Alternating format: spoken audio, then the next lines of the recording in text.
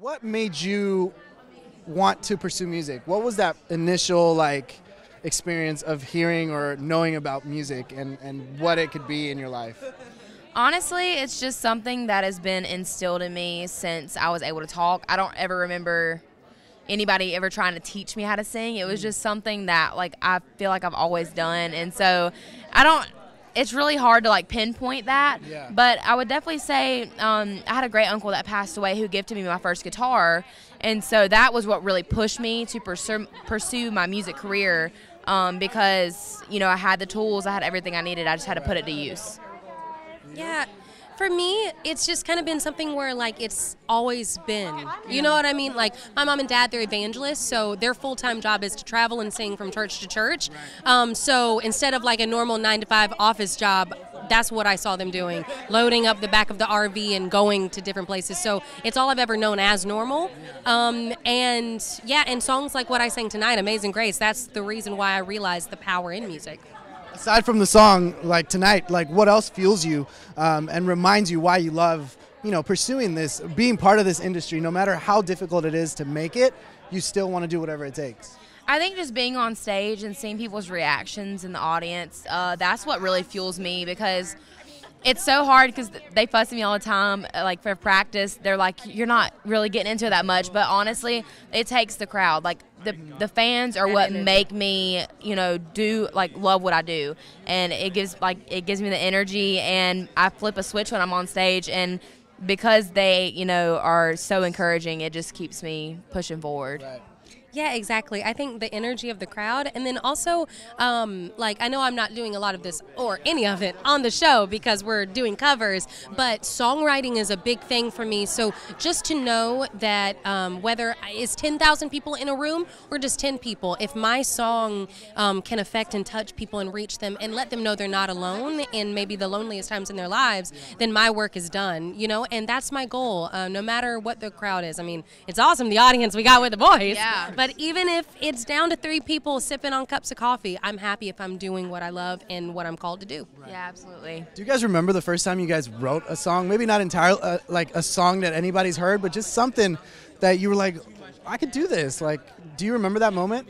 Well, songwriting is my weak point, but I do remember being, I think, 13 or 14 years old and writing my first song. And I was like, wow, this feels really good, get it all on paper. And even though I was only 14, I had went through a bad breakup with a guy that, I was so in love with. And, like I just said, it's something that feels so good to get out there and you want to share that with people. Don't let this girl lie to you. She's got some bomb songwriting ideas. I'm not even going to say the name of it. She was bluffing. She was bluffing hard. Written yet? No, but she's bluffing. She's got some mad ideas in the songwriting kitchen. No, but I remember the first song I wrote. I don't know how old I was. Maybe I was 10 or between 10 and 12, in those tween years, and it was called "He Still Loves Me," but it was a Christian song. But it was I sin today, but He still loves me. Yeah, no, yeah, don't. Yeah, you should release that. That's what I'm singing next week on The Voice. Surprise? Just kidding. No. Now, lastly, tonight's performance was another great performance. How did you guys feel about your performance tonight? I felt like it was a really strong performance, and so I was so happy to have an all-girl band up there with me. They were rocking out, and it was amazing. And they're real musicians in real life, and so that's what they do is they're rockers. Drummer. Oh, they were getting it up there. So it's just so cool to have all these different experiences on that stage. And I think my performance was great. Yeah, repeat the question for me. I'm so enamored with Ashland. She is. She's so hot.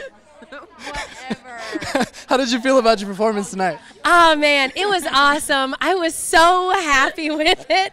Honestly, it's all the nerves that you have beforehand and you're trying to get your composure before. Yeah. And then, but the moment I said, not even the whole word amazing, just May, it's ooh, duet coming soon. Hey, we got this. No, but it was like a peace came over me, and it felt like a rehearsal again. Like Especially it just that felt, song. yeah. And to do that song on this stage, I know I keep saying that, but it's like a big deal. That's a big deal. Amazing Grace at the Voice, like Well, that's wild. You think about it, the song's been done so many times, but how many times have you ever heard it sound like that? Like, Thank you, Anne. come on, You now. guys just keep, man. How is this a competition? You guys are I like, don't know. It does not feel like a competition. I feel like we're just a group of friends Supporting each singing other. and supporting each other. Because I mean, at the end of the day, we all love each other so much, and it's not a competition to us.